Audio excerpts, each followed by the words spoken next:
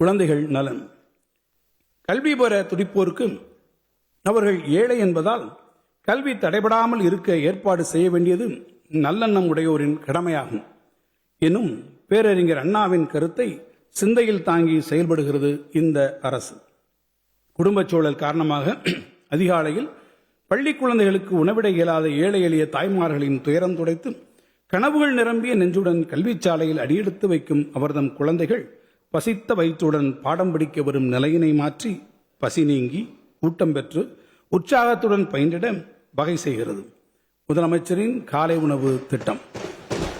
இத்திட்டத்தால் குழந்தைகளின் வருகை அதிகரித்துள்ளது, கற்றல் திறன் மேம்பட்டுள்ளது.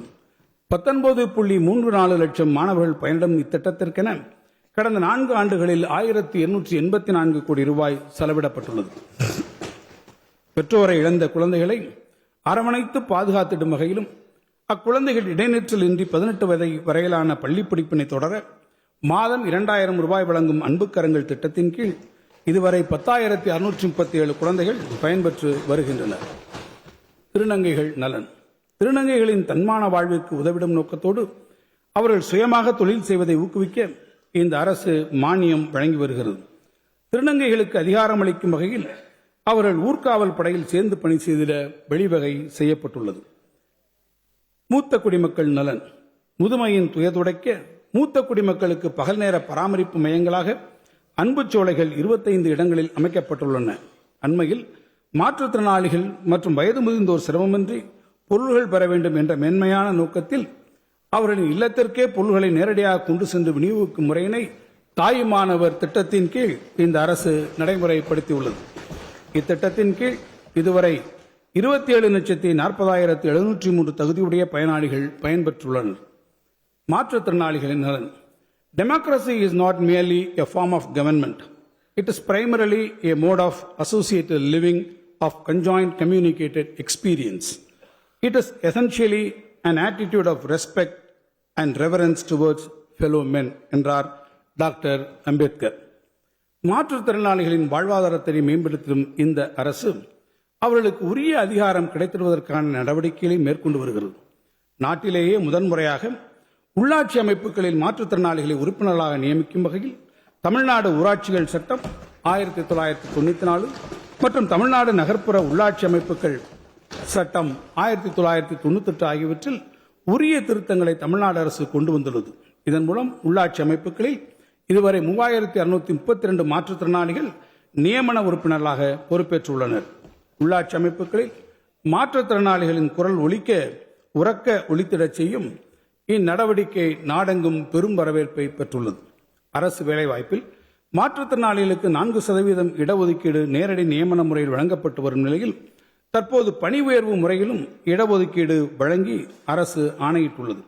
தங்களை தாங்களே பராமரித்திட இயலாத மாற்றுத்திறனாளிகளின் குடும்பங்களுக்கு மாதந்தோறும் 2,000 ரூபாய் பராமரிப்பு தொகையாக வழங்கப்பட்டு வருகிறது. மேலும் மாற்றுத்திறனாளிகளுக்கான மாதாந்திர உதவித்தொகையினை 1,000 ரூபாயிலிருந்து 1,500 ரூபாயாக அதிகரித்ததன் மூலம் 8,52,680 மாற்றுத்திறனாளிகள் பயனடைந்து வருகின்றனர். 2022 ஆண்டில் 1,774 கோடி ரூபாய் உலக வங்கி உதவியுடன் 6 ஆண்டுகளில் செயல்படுத்தக்கூடிய தமிழ்நாடு உரிமைகள் திட்டத்தினை டிஎன் ரைட்ஸ் அறிமுகப்படுத்தி அனைத்து துறைகளின் சேவைகளை மாற்றுத்திறனாளிகளுக்கு ஒரே இடத்தில் கிடைப்பதற்கான நடவடிக்கைகள் மேற்கொள்ளப்பட்டு வருகின்றன. புற உலக சிந்தனை இல்லாதவருக்கு ஒருங்கிணைந்த மறுவாழ்வு சேவைகளை வழங்கிடும் வகையில் உயர்திறன் மையம் ஒன்று சென்னையில் அமைக்கப்பட்டுள்ளது. எல்லாருக்கும் எல்லாம் எனும் கொள்கை பாதையில் வலுவாது பயணித்திடும் இந்த அரசு மாற்றுத்திறனாளிகள் மலர்ந்த முகத்துடனும் தன்மான உணர்வுடனும் தம் வாழ்வை நடத்திடும் வகையில் அவர்தம் நலனில் தனி கவனத்துடன் செயல்பட்டு வருகிறது. மாற்றுத்திறனாளிகள் நலனுக்கு 2021-22 ஆண்டில் 814 கோடி ரூபாய் ஒதுக்கீடு செய்யப்பட்டது. இந்த நிதி ஒதுக்கீடானது 2025-26 ஆண்டில் 1,433 கோடி ரூபாயாக உயர்ந்துள்ளது. இது மாற்றுத்திறனாளிகளின் நலன் காப்பதை இந்த அரசு தலையாய கடமையாக கருதுவதை தெளிவாக்கும். இந்த இடைக்கால வரவு செலவு திட்ட மதிப்பீடுகளில் மாற்றுத்திறனாளிகள் நலத்துறைக்கு 1,471 கோடி ரூபாய் ஒதுக்கீடு செய்யப்பட்டுள்ளது. வருவாய்த்துறை கடந்த 5 ஆண்டுகளில் 23,56,623 நபர்களுக்கு வீட்டுமனை பட்டாக்கள் வழங்கப்பட்டுள்ளன. ஒருமுறை சிறப்பு வரன்முறைப்படுத்தும் திட்டத்தின் கீழ் ஆட்சேபணையற்ற அரசு புறம்போக்கு நிலங்களில் சென்னை மற்றும் அதன் சூழ்பகுதிகள் பெல்ட் ஏரியா மற்றும் மாநிலத்தின் இதர நகர்ப்புற பகுதிகளில் வசிக்கும் குடும்பங்களுக்கு இதுவரை 77,800 இணையவழி ஆன்லைன் வீட்டுமனை பட்டாக்கள் வழங்கப்பட்டுள்ளன. இதில் சென்னை மற்றும் அதன் சூழ்பகுதிகளில் 15,393 இணையவழி பட்டாக்களும் இதர மாநகராட்சி மற்றும் நகராட்சிகளில் 62,407 இணையவழி பட்டாக்களும் வழங்கப்பட்டுள்ளன. நவீன மின்னணு நில அளவை கருவிகளை பயன்படுத்தி நிகழ்நேர இயக்கவியல் ரியல் டைம் கினமேட்டிக்ஸ் தொழில்நுட்பத்தின் அடிப்படையில் மறு நில அளவை பணி கிருஷ்ணகிரி, நீலகிரி மற்றும் கன்னியாகுமரி ஆகிய 3 மாவட்டங்களில் மேற்கொள்ளப்பட்டு வருகிறது. சமூகத்தின் விளிம்பு நிலையில் வாழும் மக்களை பாதுகாக்கும் சமூக பாதுகாப்பு திட்டங்களை செயல்படுத்துவதில் தமிழ்நாடு முன்னோடி மாநிலமாக திகழ்கிறது.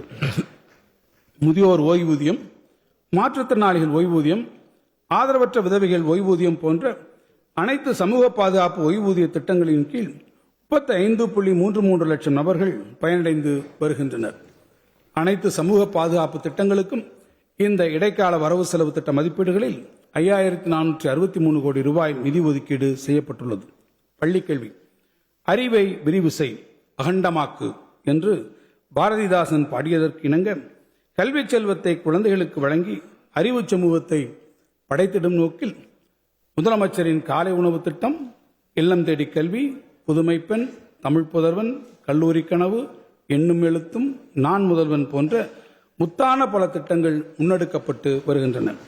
அரசு பள்ளிகளுக்கு தேவையான வகுப்பறைகள், ஆய்வகங்கள், கழிப்பறைகள் ஆகியவற்றை போதுமான அளவில் அமைத்து கல்வி கட்டமைப்பை வலுப்படுத்தும் நோக்கில் செயல்படுத்தப்பட்டு வரும் பேராசிரியர் அன்பழகன் பள்ளி மேம்பாட்டு திட்டத்தின் கீழ் 3,771 வகுப்பறைகள், 107 ஆய்வகங்கள், 4 ஆண்கள் விடுதிகள் மற்றும் 4 பெண்கள் விடுதிகள் ஆகியவை 673 கோடி ரூபாய் செலவில் கட்டப்பட்டு திறந்து வைக்கப்பட்டு உள்ளன. மேலும் 2,009 கோடி ரூபாய் மதிப்பீட்டிலான பணிகள் நடைபெற்று வருகின்றன. சூழலியல், தலைமைத்துவம், மனித உரிமை, சமூக நீதி, பெண்ணுரிமை ஆகிய கருத்தாங்கங்களின் அடிப்படையிலான பயிலரங்குகள் நடத்தும் முயற்சி கோடை கொண்டாட்டம் என்னும் நிகழ்வின் மூலம் முன்னெடுக்கப்பட்டது. ஐவகை நிலங்களின் பெயரில் குழுக்கள் அமைத்து மாணவர்தம் தலைமைத்துவ பண்பை முகிழ்த்தெழச் செய்ய மகிழ்முற்றம் எனும் திட்டமும் செயல்படுத்தப்பட்டு வருகிறது. மாணவருக்கு கற்பிக்கும் ஆசிரியர்கள் நலம் பேண ஆசிரியர்களுக்கான முழு உடல் பரிசோதனை திட்டமும் செயல்படுத்தப்படுகிறது.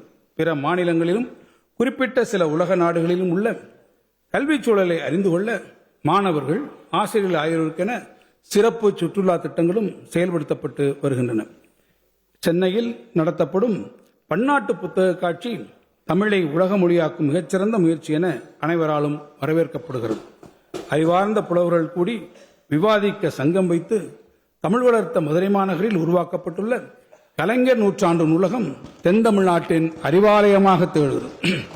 அறிவை பரவலாக்கும் முன்முயற்சியில் கோயம்புத்தூர், திருச்சி, கடலூர், சேலம் மற்றும் திருநெல்வேலி ஆகிய மாநகரங்களில் மொத்தம் 902 கோடி ரூபாய் மதிப்பீட்டில் நவீன நூலகங்கள் அமைக்கப்பட்டு வருகின்றன. மாவட்டந்தோறும் நூலகங்களை மேம்படுத்தி அறிவார்ந்த தமிழ் சமூகத்தை உருவாக்குவதில் முனைப்புடன் செயல்படுகிறது இந்த அரசு. 2021-22 கல்வியாண்டில் முதற்கட்டமாக கல்வியில் பின்தங்கிய 10 மாவட்டங்களில் உண்டு உறவிட வசதியுடன் கூடிய மேல்நிலைப் பள்ளிகளாக தமிழ்நாடு மாதிரி பள்ளிகள் நிறுவப்பட்டு இன்று சென்னையில் உள்ள மாநில கைசால் பள்ளியுடன் தமிழ்நாட்டின் 38 மாவட்டங்களிலும் மாதிரி பள்ளிகள் செயல்பட்டு வருகின்றன. அரசு பள்ளி மாணவர்களுக்கு தேசிய மற்றும் சர்வதேச அளவிலான வாய்ப்புகளை உருவாக்குதல், அவற்றை அணுகத் தேவையான கல்வி மற்றும் கரை ஆளுமை திறன் பயிற்சி போன்றவற்றை வழங்குதல் ஆகியவை இத்திட்டத்தின் முக்கிய நோக்கங்களாகும். இத்திட்டத்தின் மூலம் கடந்த 4 ஆண்டுகளில் மொத்தம் 2,358 மாணவர்கள் 93 முன்னணி கல்வி நிறுவனங்களில் 50 விதமான துறைகளில் சேர்க்கை பெற்றுள்ளனர். இதில் 41 மாணவர்கள் தற்போது இந்திய தொழில்நுட்ப கழகங்களில் IIT பயின்று வருகின்றனர். மேலும் 17 மாணவர்கள் ஜப்பான், தைவான், மலேசியா ஆகிய நாடுகளில் பல்கலைக்கழகங்களில் முழு கல்வி உதவித்தொகையுடன் உயர்கல்வி பயின்று வருகின்றனர். இந்த இடைக்கால வரவு செலவு திட்ட மதிப்பீடுகளில் பள்ளி கல்வித்துறைக்கு 48,534 கோடி ரூபாய் ஒதுக்கீடு செய்யப்பட்டுள்ளது.